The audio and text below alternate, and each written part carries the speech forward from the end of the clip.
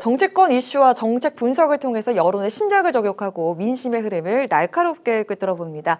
여심 저격, 장윤미 민주당 법률위 부위원장, 강전의 국민의힘 노동위 부위원장 두 분 모셨습니다. 반갑습니다. 안녕하세요. 월화수목금 어느덧 금요일이 됐는데 맞습니다. 바쁜 일주일을 보내고 두 분을 보니까 네. 자양 강장제를 먹는 것 같은 네, 강장 그런 네. 느낌이 듭니다. 너무 힘이 영광입니다. 납니다. 네. 저희가 강아랑 앵커께 힘이 된다니 정말 제가 아주 보람찹니다. 감사합니다. 하실 말씀 있으신가요? 아니에요. 갑자기 네. 깜짝 놀랐어요. 바톤이 터치가 됐는데. 네. 지금 최근에 이제 코로나가 계속적으로 이제 유행을 하고 있고 감기 나으셨어요? 저는 이제 일주일 만에 거의 다 이제 나은 상황인데 제가 네. 지난주 방송할 때 계속 콜록콜록거려서 아니 계속 마이크에 기침 소리가 나와가지고 우리 시청자분들이 이게 어디서 나는 소리인가 했을 것 같은데. 원래는 이제 내일 모레 일요일에 그 한동훈 대표랑 이재명 대표 회담도 있었는데 이재명 대표도 지금 병원에 입원하셨다고. 맞습니다. 코로나 확진이 됐죠. 네, 그리고 추경원 대표도 코로나에 확진되셨다고 하는데 우리 시청자분들 정말 건강하게 잘 나셨으면 좋겠다는 생각입니다. 갑자기 질문을 드렸는데 역시 두 분 정말 입담이 대단하십니다. 이렇게 정치권과 연결하시는 것으로 무릎을 탁 쳤습니다. 자, 저 예전에 코로나 두 번째 걸렸을 때 진짜 너무 아파갖고 지금 세 번째예요? 아니 저는 지금 이제 그냥 감기였었고 코로나가 아니죠. 그래서 코로나가 지금 엔데믹 해갖고는 풍토병화 되었지만 그래도 조심해야 된다. 맞습니다. 정치권은 물론이고 모든 분들이 코로나에서 좀 멀리 떨어지길 기원해보면서 오늘 방송 시작해 보도록 하겠습니다. 자, 정치노트에서 금주세 공방을 보셨는데요. 여심저격에서는 상속세 경쟁으로 이어가 보도록 하겠습니다. 예전엔 부자들이나 내는 줄 알았던 상속세, 이제는 서울에 웬만한 집 한 채 있으면 상속세 대상입니다. 이 상속세가 중산층의 세금이 되면서 정치권의 상속세 완화 경쟁에 불이 붙었습니다. 정부안과 야당안 과연 어떻게 다른지 짚어보도록 하겠습니다. 자, 먼저 강전의 변호사님, 우선 정부안부터 볼까요? 정부가 발표를 한 세제 개편의 핵심이 바로 상속세입니다. 25년 만에 손질하는 거라고 하는데 좀 무엇을 어떻게 바꾸려고 하는 거죠? 지금 조금 아까 앵커님 말씀하신 것처럼 이제 웬만한 집 한 채 있으면은 상속세의 대상이 됐다. 그거 많은 분들이 공감을 하실 것 같아요. 왜냐하면 우리가 상속세를 1997년에 도입을 했는데 지금까지 한 번도 이게 개정이 되지 않았었던 겁니다. 그런데 지금 이제 정부에서 안이 나왔고 또 그 민주당에서도 그저께 정도의 안이 나왔습니다. 그리고 국민의힘에서도 안이 나왔어요. 그래서 아마 이 부분이 좀 협의를 거쳐서 올해 말 정도에 그 같이 법안이 통과되지 않을까라고 예상은 되고 있는데 지금까지랑 어떻게 다른지 먼저 말씀을 드릴게요. 일괄공제라는 게 있는데요. 기본공제라고 좀 생각하시면 편할 것 같아요. 이게 현행은 5억 그리고 배우자 공제도 5억입니다. 자녀 같은 경우에는 5천만 원 정도 공제가 가능했었고 그리고 최고 세율은 30억 원을 초과할 때는 50%였어요. 그렇습니다. 근데 정부안이 지금 어느 게 변하면요. 자녀 한 명당 공제가 현재 5천만 원인데 그것을 5억으로 늘리는 거고요. 그리고 최고 세율이 현재 50%인데 10억 초과를 40%로 하는 안. 이것이 지금 정부안입니다. 그런데 민주당에서는 또 조금 다른데요. 일괄 공제를 8억으로 올리고 그리고 배우자 공제는 10억으로 올리고 다만 자녀 공제는 그대로 그리고 지금 정부에서 하겠다라고 하는 최고 세율에 대한 것은 인하하는 것을 반대하기 때문에 30억을 초과할 때 50%라는 것은 계속 유지를 해야 된다라고 이야기를 하고 있거든요. 참고로 국민의힘에서도 지금 거의 당론으로 발의된 것이 있는데 이것도 일괄 공제율을 10억 원 그리고 배우자 공제를 최소 10억 원 이 정도로 하고 있습니다. 결과적으로는 지금 정부와 여와 야가 서로 간에 약간씩의 수치는 다르긴 하지만 상속에 있어서 공제 한도를 높여서 이제는 정말로 집 한 채만 가지고 있어도 이렇게 상속세의 부담이 커지는 부분들 여기에 있어서 중산층의 부담을 줄여주자라는 거고요. 마지막으로 하나만 제가 참고로 말씀드리면 이게 아까 제가 97년 이후로 한 번도 이제 개정이 안 됐다고 말씀드렸잖아요. 근데 KB 부동산에 따르면은 전국 아파트 값의 평균 값이요.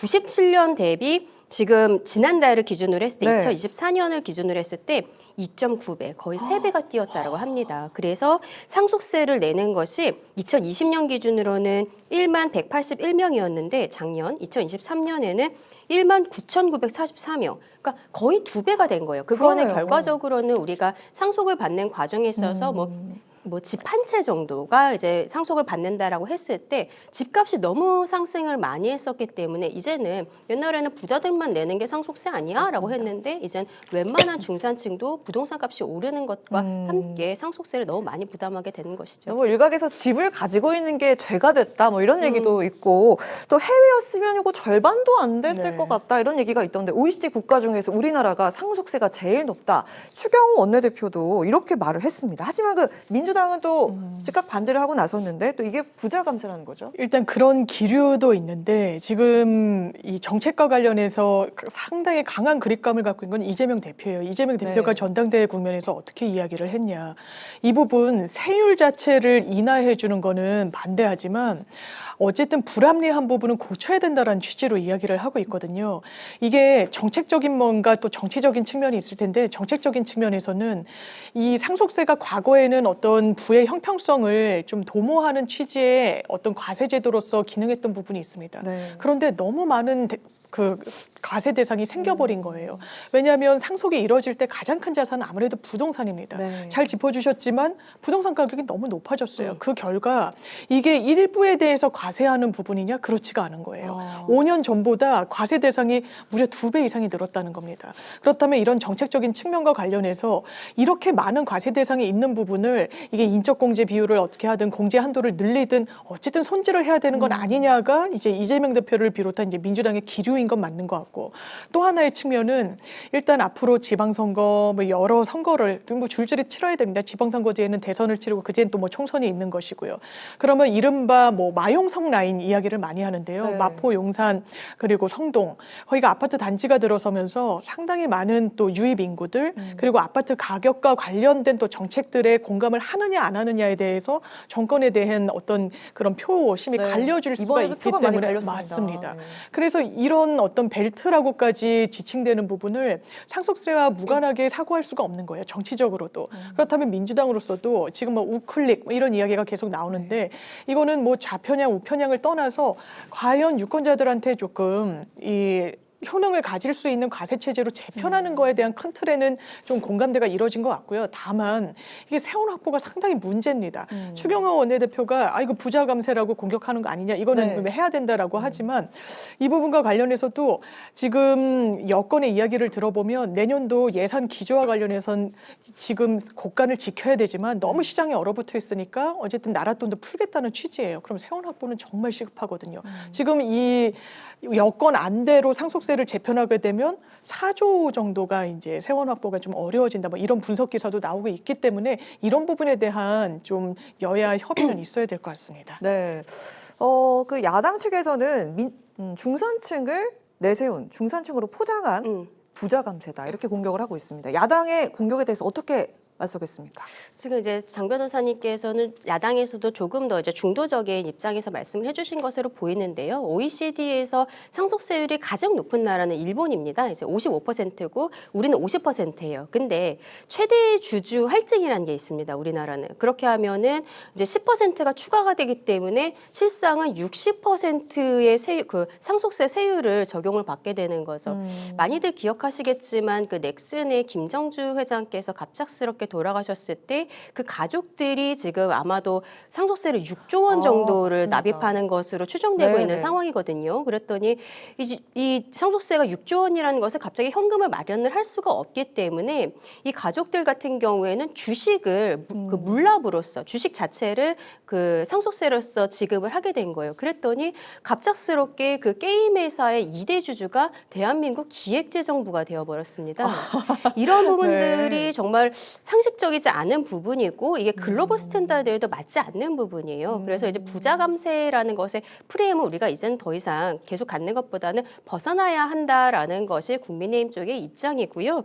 그래서 지금 최태원 회장 같은 경우에는 대한상의의 회장 대표도 맡고 있는 상황인데 다음 달 5일 정도에 국회를 방문을 해서 여야 대표와 이제 대화를 하는 것으로 알려져 있는데요. 아마 이 부분에 있어서 이 최대 주주 할증 이런 것이 기업 밸류업을 막는다. 상속세가 문제 오히려 기업의 가치 상승이라든지 이런 것을 막는 부분이 있다라는 것들이 계속적으로 그 기업 측에서는 주장을 하고 있는 부분입니다. 경총이라든지 이런 데에서. 그래서 아마 그 부분도 좀 논의가 되지 않을까라고 생각을 하는데 앞서 이제 일단은 최대 주주 할증 부분을 넘어서서 기본적인 세율이 지금 50%에서 40%로 낮추는 부분 거기에 대해서도 장 변호사님 말씀해 주신 것처럼 일단 민주당 측에서는 그 부분을 받아들일 수 없다. 공제액 자체만 높이는 것으로 해서 일단 그래도 올해 안에 조금은 협의점을 찾아가지 않을까. 그리고 세율이라든지 최대주주 할증이라는 것도 이후에 조금 더 논의할 수 있는 시간이 마련되지 않을까라고 생각하고 있습니다. 네, 김정주 회장도 생각하니까 그 김홍걸 전 의원이 그 상속세 때문에 그 100억 원의 그 DJ 거처를 매각했다는 네. 그것도 또 상속세 때문이잖아요. 맞습니다. 그렇죠? 그렇게 또 생각이 나는데 불합리한 건 또 고치자 이건 민주당이 맞습니다. 동의하는 바잖아요. 그래서 나온 게 그 세율은 건드리지 말고 대신에 공제를 좀 더 많이 해주자라는 건데 최대 그 18억 원 맞습니다. 공제 카드를 꺼내 들었네요. 그렇습니다. 세율 인하 자체까지는 하지 말자. 왜냐면 이게 구간별로 해가지고 세율이 좀 다르거든요. 왜냐하면 1억을 상속받는 사람한테 30%랑 300억을 상속받는 사람한테 같은 퍼센테이지는 다르단 말이에요. 그래서 그 어쨌든 이 율과 관련한 부분, 세율과 관련한 부분은 그대로 가져가되 일단 면세가 되는 그 구간을 좀 넓히자는 의미가 있습니다. 그러니까 민주당 출신에도 경제관료 출신들이 상당히 많이 이번에 이제 총선에 당선이 됐는데 이게 당론으로까지는 지금 모아져야 되는 부분이 있지만 일단 각각의 안을 보면 가장 큰 틀은 공제 한도를 자녀든 그리고 배우자든 좀 확 늘려주자는 거예요. 왜냐하면 부동산이 가장 큰 자산인데 부동산을 보유하고 있으면 일단 재산세를 냅니다. 그리고 이게 어느 정도 이 과세 표준에서 12억인가 달하게 되면 이 부분에 대해서는 또 종부세를 내요. 그렇죠. 그러면 이중과세 아니냐라는 이제 문제의식이 또 있는 거고 사망을 하게 되면 법적으로는 사망과 동시에 그냥 상속 지분별로 이게 딱 재산이 분할이 되는 겁니다. 그럼 거기에 따라서 상속세를 내야 되는 거예요. 그러면 이거는 좀 불합리한 부분이 있지 않느냐. 이게 부동산 가격이 또 최근에도 상당히 반등을 하고 있고 많이 오르고 있는데 거기에 따라서 연동돼서 여러 이중, 삼중의 과세를 하는 게 이게 사실상 20여 년 만에 손질이 전혀 되지 않았던 부분.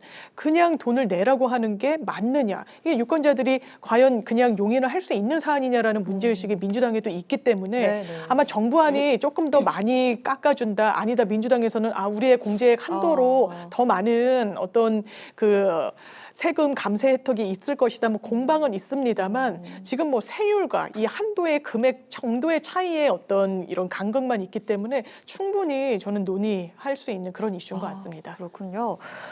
그 민주당 안으로 하면 정부안보다 더 공제액이 커질 수 있다고 하는데 이를 두고 이재명 대표가 아까 말씀하신 것처럼 우클릭 시도를 걸었다 이런 분석이 있는데 민주당 상속세 개정안을 좀 평가를 하신다면 어떻게 보실지? 말씀하신 것처럼 이재명 대표가 상속세 세율 인하는 반대하지만 상속세 때문에 집에서 쫓겨나는 상황은 막아야 하지 않겠나라고 이번에 전당대회에서 본인이 두 번째 연임이 발표가 된 이후에 이러한 이야기들을 했거든요. 그렇기 때문에 앞서 말씀드린 것처럼 민주당에서도 이런 상속세 개편안에 대해서 지금 제출을 하고 있는 것입니다. 자녀가 한 2명 정도까지 있을 때는 오히려 민주당 쪽에서 세액공제가 더 많아요. 앞서 말씀드린 것처럼 그 일괄 공제가 8억 원 그리고 배우자 공제가 10억 원이잖아요. 그러면은 18억 원까지가 가능한 것입니다. 근데 정부는 기초 공제가 2억 원이 있고 자녀가 한 명당 5억 원이거든요. 그러면 2명이면은 10억 원 그리고 배우자 공제가 5억 원. 그렇게 했을 때는 17억 원이 돼요. 그러면은 아이가 2명 정도까지 있을 때는 민주당 안이 더 유리해지는 것들도 사실인데 만약에 자녀가 셋 이상이다 하면은 정부안 같은 경우는 아이 한 명당 5억씩이거든요. 그렇기 때문에 애가 셋 이상이 되면은 정부안이 더 유리해지는 부분들이 있고 우리가 요즘에 저출생 부분에 있어서 그 부분을 좀 많이 신경 써야 된다라는 이야기들을 하고 있잖아요. 그래서 저출생에 있어서 다자녀 가구에게 조금 더 혜택을 준다라고 생각했을 때도 지금 정부안이 조금 더 낫지 않나라고 저는 개인적으로 생각을 하는데 이것도 뭐 장 변호사님 얘기해 주신 것처럼 결과적으로는 서로 공제 한도를 높여야 된다는 것에 있어서는 정부와 여당 야당 모두가 다 지금 같은 생각을 갖고 있단 말이죠. 그렇다면 지금 이제 정쟁도 어느 정도 끝나가는 듯한 네. 분위기가 지금 있는데 아. 우리 국민들께 이런 부분 협의하는 모습 보여줬으면 좋겠다라고 생각합니다. 네. 어쨌든 그 세금 걱정이 컸던 분들에겐 이 정치권의 감세 경쟁이 반가울 것 같습니다. 사실 그러고 보면 이 상속세, 금투세 공방은 여야의 중도층 표심을 위한 주도권 경쟁이 셈인데요.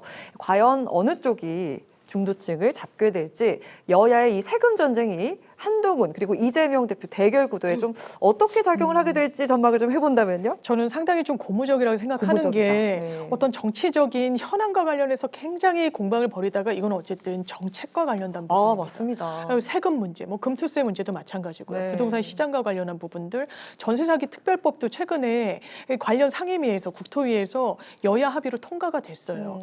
저는 개인적으로는 전세 사기 특별법에서 대통령께서 거부권 행사를 안 하셨으면 더 좋았겠다. 왜냐하면 네. 적시에 구조하는 부분도 상당히 중요한 부분이 있거든요. 그런데 이제 정부 입장에서는 이게 어떻게 보면 나쁜 선례를 남길 수 있다라고 이제 이야기가 나오기도 했었고 이게 세원이 또 가기 때문에 이제 입장차가 좁혀지진 않았던 건데. 이 여야 협상에 참가를 했던 그런 여야 뭐 역대 원내대표 등의 뭐 이야기를 들어보면 그래도 각자의 입장을 각자 이야기할 때보다 만나면 거리는 좁혀진다는 거예요. 두 번 만나면 더 좁혀지고. 그러면 이런 상속세뿐만 아니라 뭐 금투세 여러 지금은 정책 현안을 갖고 이제 새로 꾸려진 양당의 진영이 좀 뭐 격돌을 할 땐 하고 부딪힐 땐 부딪히더라도 의견을 좀 모아가는 과정인 거거든요. 그래서 저는 이런 흐름이 정말 국민들이 왜냐하면 지금까지는 정쟁에 함몰된 부분에 대해서 이를테면 뭐 상임위 배분을 어떻게 하냐 이건 사실 국민들한테 너무 먼 얘기예요. 그게 어떻게 본인들한테 체감되는지도 사실 직접 와닿지 않는 이슈이기도 하고요. 그런데 세금 뭐 이런 부분에 대해서는 즉각 내 삶에 영향을 주는 부분이고 정치권이 거기에 대해서 묘책을 내놓으면은 네. 국민들도 어쨌든 행복지수가 높아지는 그런 현안들 아니겠습니까? 그렇죠. 그래서 이제라도 논의가 좀 활발한 건 상당히 저는 바람직하다는 생각이 네, 듭니다. 이런 경쟁은 환영이다. 네. 그런 입장이고요. 저도 비슷한 생각입니다. 네. 그리고 그동안에 상속세가 27년 동안 개편이 되지 않았다는 것 자체가 굉장히 좀 안타깝다. 현실을 반영하지 못했다라는 생각이 드는데 그동안은 어떻게 보면은 진보 쪽에서는 분배를 조금 더 생각을 하고 그리고 보수에서는 이렇게 상승하는 부분들을 더 생각을 많이 네네. 했었는데 결국에는 이 집값이 계속적으로 오르면서 상속세가 늘어나는 부분 그리고 아마도 이게 종부세 이슈까지 저는 연결이 되지 않을까라고 생각하는데 특히 서울에 사시는 분들은 집 한 채를 갖고 있으면 너무 세금이 많이 나오는 부분들 여기에 있어서 민주당이 이제는 더 이상 뭐 분배만을 생각할 것이 아니라 조금 더 중도층으로 가는 그 마음을 갖고 있다라고 저는 생각을 하거든요.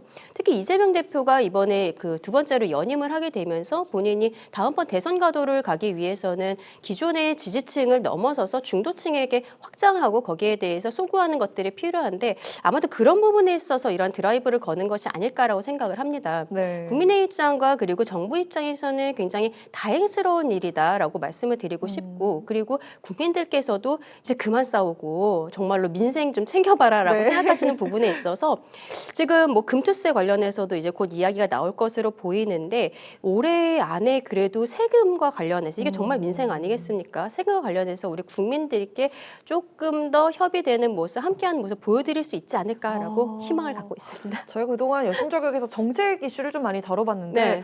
과연 어떻게 좀 답이 나올까 이렇게 좀 물음표로 제가 항상 네. 마무리했던 것 같은데 이번에는 좀 마침표로 끝낼 수 있을 것 네, 같다라는 전망을 좀 할 수 있는 오늘처럼 거죠. 서로 간에 이렇게 좀 어. 그나마 의견이 일치가 돼가고 네. 협의가 될 수 있을 것 같아요를 얘기하는 게 거의 처음이지 않을까? 네.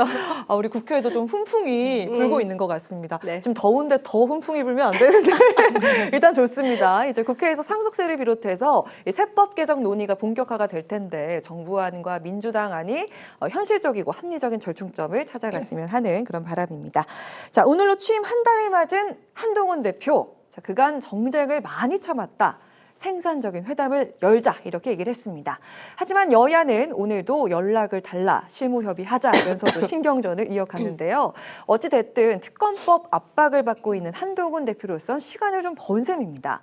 대표 회담이 제시동의 불씨를 살릴 수 있을지 이번에 강윤 회사님 먼저 들어보도록 하겠습니다. 저는 지금 또 민주당 측에서 어떠한 그 언론에 공개를 한다든지 이런 부분에 있어서 내부적으로 아직 좀 의견 정리가 잘 안 된 것이 아닌가라고 생각을 해요. 민주당 측에서 의견 정리가 안 됐다. 네, 왜냐하면 한동훈 대표가 지금 공개를 하자 모든 것을 그렇게 하니까 민주당 측에서는 누구는 좋다라고 하고 누구는 또 받기 힘들다라고 이야기를 하고 또 생중계를 하자라는 그 말씀이죠. 그 생중계를 전달하는 과정에 있어서 민주당에다가 직접 이야기한 것이 아니라 민주당 측에서는 언론을 통해서 들은 것이 좀 기분이 나쁘다라고 이야기하시는 분들도 있거든요.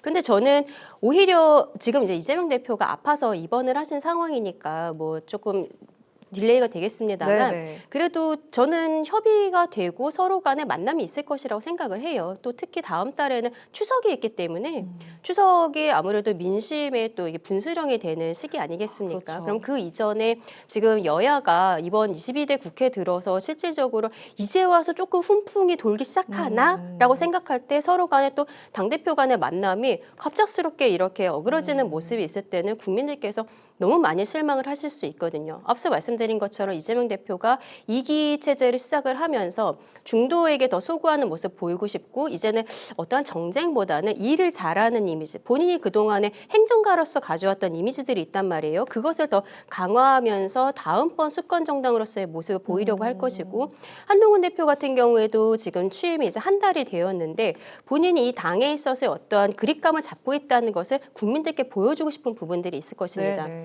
그것을 생각했을 때는 어쨌든 무언가를 보여드려야 된다는 거에 있어서는 여야, 한동훈과 이재명이 같은 생각을 갖고 있어요. 그래서 일단은 저는 이 만남은 회담은 성사가 될 것이라고 생각하고 네. 아마도 이 공개한다는 것에 있어서도 처음부터 뭐 어떤 결론이 나지는 않을 것이라는 것이 어느 정도 국민들께서도 생각을 하시기 때문에 오히려 저는 공개를 하면서 갖고 있는 생각들, 지금 민생 부분들도 그렇지만 뭐 방송사법이라든지 노란봉투법이라든지 이런 부분들에 있어서는 국민들께서 구체적인 내용을 잘 모르시는 경우가 있고 네. 국회에서 맨날 싸움박질만 하네? 이렇게 생각하실 수 있거든요. 여야가 서로 갖고 있는 그 생각들에 대해서 국민들 앞에서 소상히 말씀을 드리고 그날 결론이 안 나온다고 해도 그런 첫 번째 스텝을 밟는 것 자체가 저는 굉장히 중요하다고 생각을 해서 이재명 대표가 이제 건강이 회복되면은 추석 전에는 그래도 좀 서로 만나는 모습 국민들께 보여드릴 수 있지 않을까라고 생각합니다. 만남이 성사되겠죠. 네, 강전혜 변호사님 짚어주신 대로 지금 이재명, 한동훈, 이재명 두 대표가 이해관계를 이 부분에 있어서는 같이 하고 있는 것 같습니다. 본인들이 어쨌든 정책과 관련해서 성과를 내야 돼요. 한동훈 대표는 전 상당히 고무적이라고 생각하는 게 일단 보수는 그동안 이제 파이를 키우는 이야기를 많이 해왔고 이제 분배에 대해서는 비교적 소홀하다는 인식이 강했는데 같이 가져가야 된다고 하면서 격차 해소를 위한 TF 이렇게 운영을 하겠다고 하셨거든요. 이런 부분과 관련해서 이재명 대표도 1기 체계에서 이제는 연임을 했기 때문에 2기 체계고 1기 체계 때는 이제 워낙에 본인을 중심으로 구심점 역할을 분명히 한 부분이 있지만 성남시장 경기도지사 때 그 사이다 행정 이런 부분이 당대표일 때는 비교적 예전과는 좀 다르다는 평가도 일부에서 있었습니다. 네. 이제는 두 정치인이 본인의 대권을 준비하는 과정이에요. 그러면 능력을 보여줘야 됩니다. 이재명 대표도 지금은 그럼 정책 효능감으로 승부수를 띄울 수밖에 없어요. 이 두 사람 앞에 놓인 숙제고 그거는 그럼 민주당 혼자 할 수 있냐? 거대한 그 의석을 갖고 있다고 해서 혼자 할 수 없습니다. 보신 것처럼 대통령이 여야 협의가 되지 않았다는 이유로 번번이 거부권 행사하면 부딪힐 수밖에 없거든요. 지금 한동훈 대표 마찬가지입니다. 지금 여당이 108석의 소수 당이에요. 그렇기 때문에 민주당과의 또 의견을 모을 수밖에 없습니다. 그렇죠. 그리고 그 간극이 굉장히 크냐? 그래 보이지도 않아요. 한동훈 대표가 천명한 것처럼 뭐 전기세도 인하를 해주자. 그리고 직접 지원책도 한번 고민해보자. 지금 국민의힘에서 안건으로 던진 것 중에 하나는 취약계층 선별 지원입니다. 민주당에서 이야기한 25만 원 전 국민 지원과 의견을 못 좁힐 이슈가 아니에요. 그렇다면 이 부분과 관련해서 지금은 잠시 뭐 생중계 때문에 약간의 이제 공방이 있었고 코로나로 인한 입원 때문에 지체가 되긴 했지만 네. 두 분이 안 만날 수가 없는 국면인 수 건 맞는 것 같습니다. 네, 알겠습니다. 한편 오늘 정치권에선 후쿠시마 오염수가 다시 등장을 했습니다. 대통령실이 내일은 야당의 후쿠시마 괴담 방류 1년이 되는 날이라면서 괴담 선동을 사과하라고 요구했고 야당은 일본 정부의 대변인이냐 이렇게 대응을 했습니다. 후쿠시마 해양 투기 1년 남은 건 오염수다 대 괴담 선동이다. 자, 어떻게 생각하시는지 누구 먼저 좀 들어볼까요? 제가 먼저 네, 말씀드릴게요. 좋습니다. 이게 지금 정부와 국민의힘에서 이야기하는 것은 선동을 넘어서서 이제 그 들어간 예산에 대해서도 지금 이야기를 하고 있습니다. 네. 어제 충격원 원내대표가 이야기했었던 것은 한 1조 5천억 원 정도 이 후쿠시마 오염수 관련해서 예산이 들어갔다. 오늘 정부에서는 1조 6천억 정도라고 이야기를 했는데요.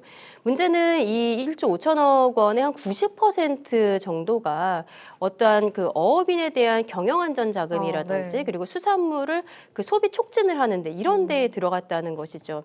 후쿠시마 오염수가 이제 발생을 하면서 우리 정부가 그쪽에 연구원들을 파견을 하고 그 과정에 있어서 시료를 채취를 하고 연구를 하는 과정에 있어서 들어가는 그러한 비용에 대해서 이야기를 한 것이 아닙니다. 어떤 민주당에서 이 괴담을 계속적으로 늘어났기 때문에 다들 기억하실 거예요. 실질적으로 오염수를 방류를 하기 전부터 이미 한국인들은 수산물을 먹지 않기 시작했거든요. 굉장히 좀 아이러니하게도 그때 또 이재명 대표는 한 횟집에 가갖고 식사를 하고 사인을 하고 간 것이 또 언론에 보도가 되면서 이게 진정성이 있는 것이냐 이러한 이야기들을 했었습니다.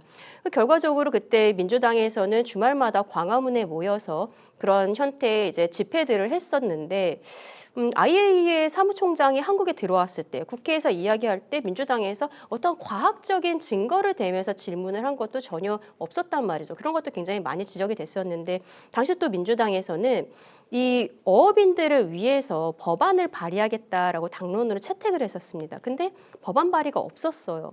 그리고 지금 1조 5천억 원에서 한 90% 정도가 불필요한 예산이 사용이 되었다라고 지금 말씀을 드린 것입니다. 그렇다면 이 부분에 있어서 민주당에서 정확하게 좀 사과를 해야 되는 것이 아닌가라는 저도 그렇게 생각을 하고 있는데요. 또 개인적으로 근데 이 후쿠시마 오염수 관련해서 뭐 창조 경제라고 해야 될까요? 당시 가수 리아 씨 같은 경우에는 후쿠시마 오염수를 떠다가 한국에 있는 그 일본 대사관에다가 전달을 하려다가 제지가 되고 이게 굉장히 큰 이슈가 됐었거든요. 결국에는 그분이 그런 행동을 보임으로써 조국혁신당에서 그 네. 비례를 받아서 지금은 지금은 국회의원 김재원이 되어 있잖아요. 그렇다면 본인이 후쿠시마 오염수 그 퍼포먼스로서 국회의원 됐다면 이 부분에 있어서 계속적으로 저는 추적 관찰을 하면서 뭔가 의원으로서 활동을 해야 될 것 같은데 그분도 그런 모습은 전혀 보여주지 않는 거예요. 그러니까 그때 처음에 그 오염수가 방류가 됐을 때 이슈화를 하고 정쟁화를 하고 그런 이후에 민주당이 얼마나 공당으로서 책임감 있는 모습을 보였는가 그 부분이 참 안타깝다라고 말씀드리고 싶습니다. 시간이 많이 남지는 않았지만 네, 답변 들어야겠죠? 정부의 이 자신감이 뭔지 전 잘 모르겠습니다. 1조 6천억 원 이제 소비자들이 수산물 소비를 이제 많이 줄였기 때문인데요. 민주당이 선동선전을 해서 아닙니다. 괴담에 넘어가는 존재가 아니에요. 국민들의 불안감은 실체였어요. 그럼 지금 왜 안전하다고 이야기하는 근거는 뭔지 묻고 싶습니다. 일본 정부가 2월 이후에 방사능 수치를 공개하고 있지 않아요. 환경부에서 낸 자료를 봤더니 이미 방사능 수치가 상당히 올라갔다. 한 10배 정도 이런 객관화된 부분이 있습니다. 그리고 대한민국 해역에 도달하는 거는 짧게는 4, 5년, 길게는 10년이에요. 정부가 이걸 모르지 않습니다. 그리고 시료 채취와 관련해서도 아주 일부에 대해서는 채취하고 안전하다고 이야기하는데 국민들이 그것을 있는 그대로 믿기가 어렵다는 거예요. 그렇다면 어떻게 안전을 확보할 것인지 일본과 협의하는 게 국가의 책무 아니겠습니까? 그런 부분을 민주당의 야당에 전가하는 건 저는 책임 있는 태도는 아닌 것 같습니다. 네. 자, 오늘 순서 이렇게 마무리해 보도록 하겠습니다. 지금까지 장윤미 민주당 법률위 부위원장, 강전의 국민노동위 부위원장과 함께한 여심저격 시간이었습니다. 두 분 고맙습니다. 감사합니다. 감사합니다.